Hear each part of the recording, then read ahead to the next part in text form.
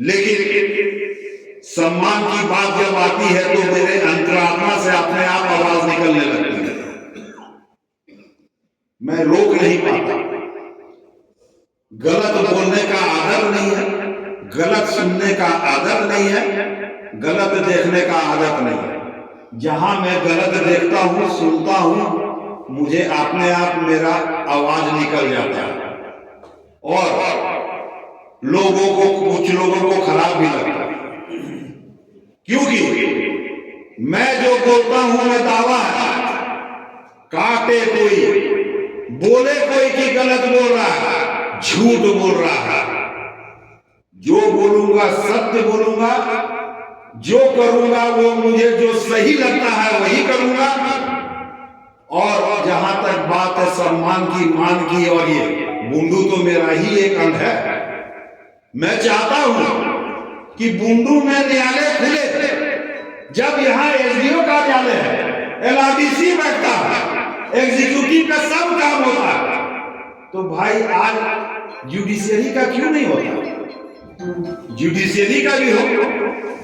और अधिवक्ताओं की संख्या यहाँ बढ़ते रहेगी। आज अगर अधिवक्ताओं की संख्या 50 है तो हमको सुविधा आप 200 अधिवक्ताओं के बराबर की दीजिए, क्योंकि मेरे अधिवक्ता बढ़ते रहेंगे। आज हमारे अधिवक्ता समाज ही एक ऐसा समाज है जिसको हम लोग एकता में अनेकता में एकता का मिसाल देते हैं। न यहाँ कोई, इतने अधिवक्ता बैठे हुए हैं, कोई नहीं बतला सकता कि इनका क्या धर्म है, इनका क्या धर्म है, इनका क्या जात है।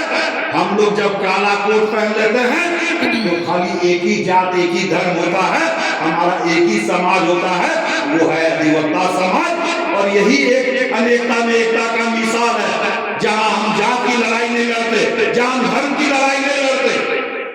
आज मैं मांग किया हूं रांची से, आज मैं मांग किया हूं हाईकोर्ट से कि आप अधिवक्ताओं को जमीन दीजिए।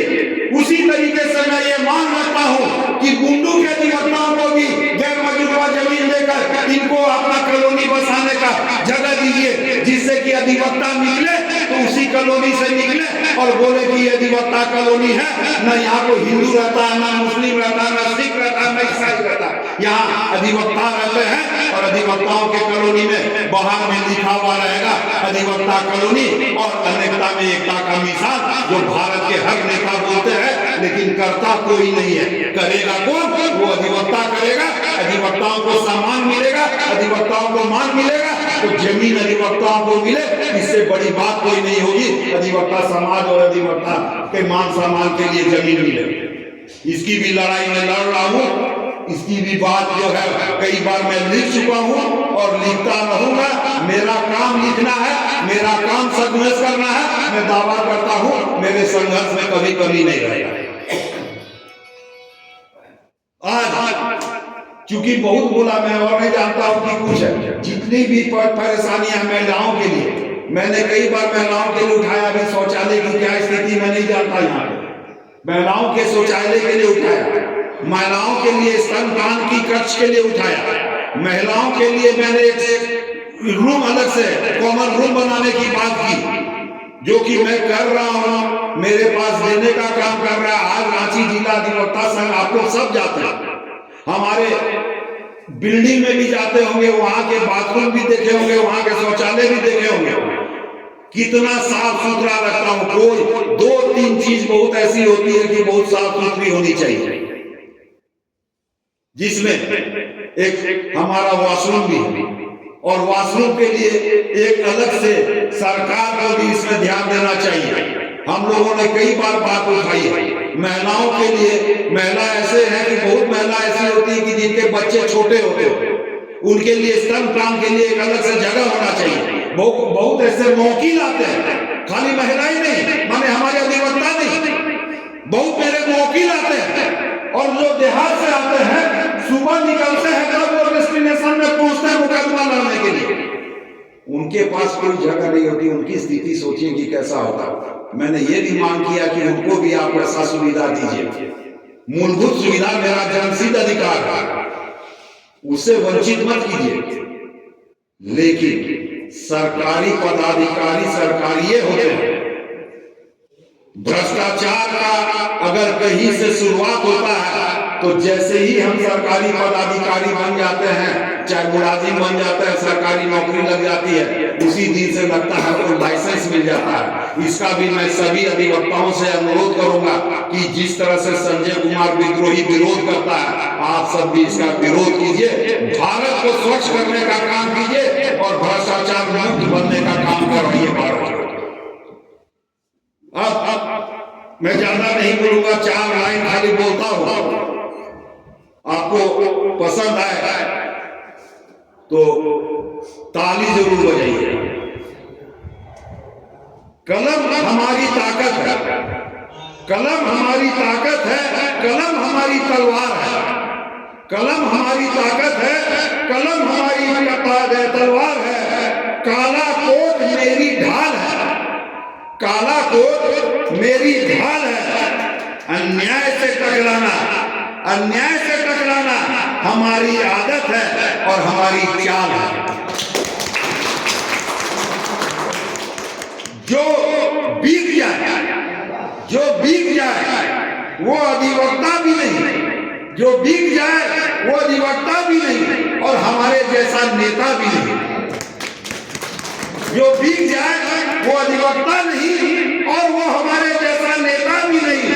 जो झुके वही कमजोर है, जो झुके वही कमजोर है। हम तो अधिवक्ता हैं, हम सब तो अधिवक्ता हैं, जो लड़ते हैं, जो लड़ते हैं और दौड़ते भी हैं हर दौड़ में, जो लड़ते हैं और दौड़ते भी हैं और दौड़ में, और यही हमारी पहचान है। कर्म हमारा संघर्ष है, कर्म हमारा संघर्ष है, सच हमारी पहचान है। कर्म हमारा संघर्ष है, सच हमारी पहचान है। आज नहीं तो कल मिलेगा, आज नहीं तो कल मिलेगा। मेहनत का जो सम्मान है, मेहनत का जो सम्मान है।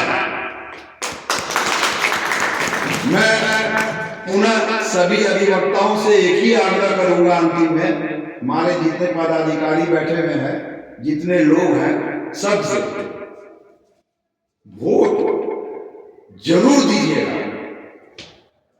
12 मार्च 2026 ये आपका विधानसभा का चुनाव है। नेता चुनने का मौका आपको खाली उसी दिन मिलेगा। उसके बाद 5 साल, हो सकता है 8 साल, हो सकता है 10 साल, लेकिन हंसना है, मुस्कुराना है तो सोच समझ विचार करके वोट दीजिएगा। अच्छे लोगों को वहां भेजने का काम कीजिएगा, जो आपकी हित की सोचे, आपके मान की सोचे, आपके सम्मान रखने की बात करे, अधिवक्ताओं के लड़ने की बात करे। क्योंकि आपके पास 100 ऑप्शन है, 100 कैंडिडेट आपके पास में है। बहुत लंबी लिस्ट है।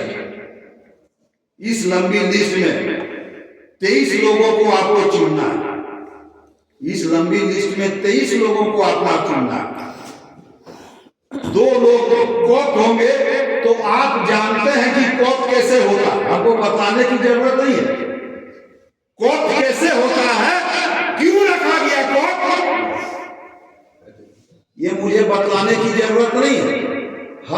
हमसे ज्यादा होशियार आप लोग हैं, उम्र में 80% ज्यादा हमसे हैं यहाँ पे सब, और दूरदर्शी भी सब है।